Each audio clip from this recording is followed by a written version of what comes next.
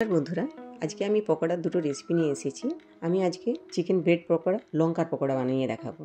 এটা বানানোর জন্য আমি এখানে 250 গ্রাম হোল চিকেন নিয়েছি। চিকেনটাকে ভালো করে জল দিয়ে ধুয়ে নিচ্ছি। এরপর আমি এখানে এই চিকেনটাতে পরিমাণ মতো নুন, পরিমাণ মতো হলুদ আর সামান্য ভিনেগার দিয়ে ভালো করে মেখে আধ ঘন্টার জন্য এটা আমি ঢেকে রাখলাম। এরপর আমি এদিকে 200 গ্রাম বেসন নিয়েছি আর 50 গ্রাম কর্নফ্লাওয়ার নিয়েছি। নিয়ে ভালো করে মেখে এখানে জল দিয়ে একটা বেটার বানিয়ে নেব। এরপরে বেসনটাকে আমি জল দিয়ে ভালো করে ফেটে নিচ্ছি। এরপর এখানে পরিমাণ মতো নুন, হলুদ দিয়ে কিছুক্ষণ ফেটাতে হবে। এরপরে ডিম দিয়ে আমি ভালো করে ফেটে নিচ্ছি।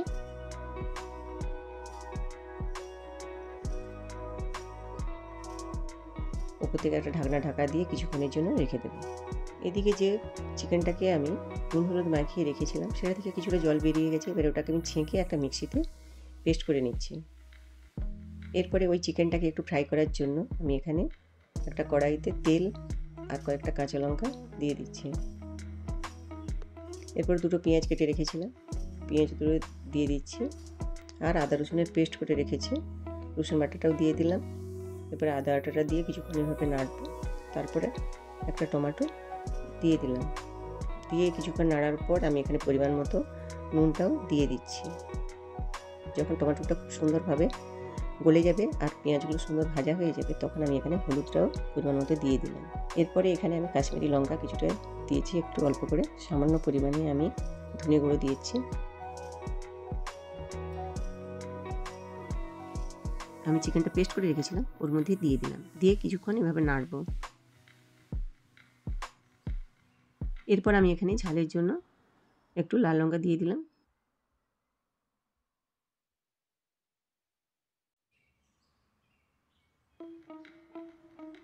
এরপর আমি এখানে গরম মশলা ছড়িয়ে দিচ্ছি।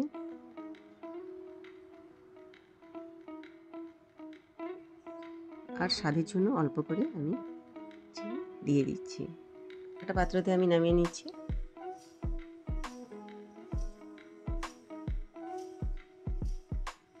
এদিকে এরপরে একটা কড়াইয়ে আমি এখানে ভাজার জন্য তেল নিয়ে নিচ্ছি। তেলটা দিয়ে গরম করতে দিয়ে দিচ্ছি। আমি ব্রেডগুলোকে নিয়ে নিচ্ছি।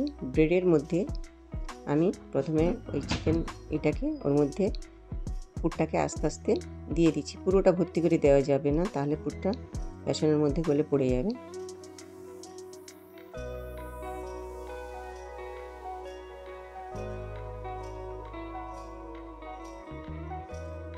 এখানে যে বেসনের গোলাটা গলিয়ে রেখেছিলাম তার মধ্যে দুটোকে দিয়ে ভালো করে চুবিয়ে আমি তেলের মধ্যে ছেড়ে দিলাম।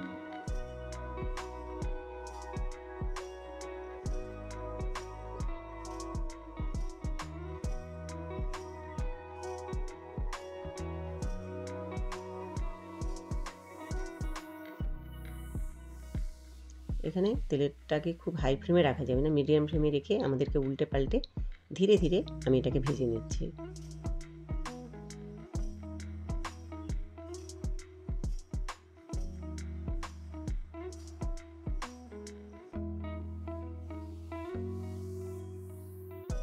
তারপরে ভাজা হয়ে গেলে আমি এবার একটা পাত্রে তুলে নিচ্ছি। এরকমভাবে আমি কয়েকটা ভেজে নিলাম। তারপরে এটাকে আপনি ছুরি দিয়ে কোনা করে এটা কেটে নিলাম। দেখুন কি সুন্দর ভাজা হয়ে গেছে আর মুচমুচে হয়ে গেছে।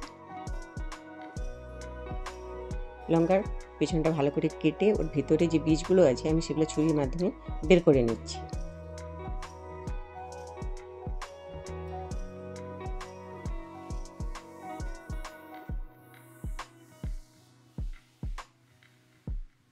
বের করে নেওয়ার পর এখানে আমি যে চিকেনের পুরটা বানিয়েছিলাম ওর পুরটা ওর মধ্যে দিয়ে দেব।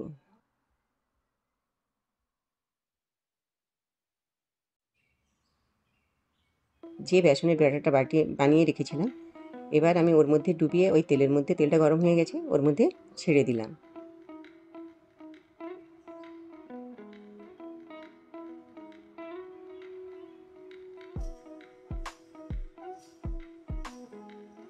দিয়ে উল্টে পাল্টে ফ্লেমটাকে আস্তে করে রাখতে হবে। লঙ্কা তো আস্তে আস্তে ভাজা হবে।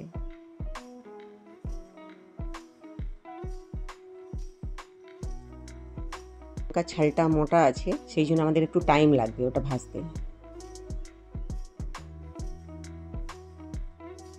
এবারে ধীরে ধীরে আপনি এটাকে উল্টে পাল্টে ভাজতে থাকুন, লঙ্কাটা রেডি হয়ে যাবে।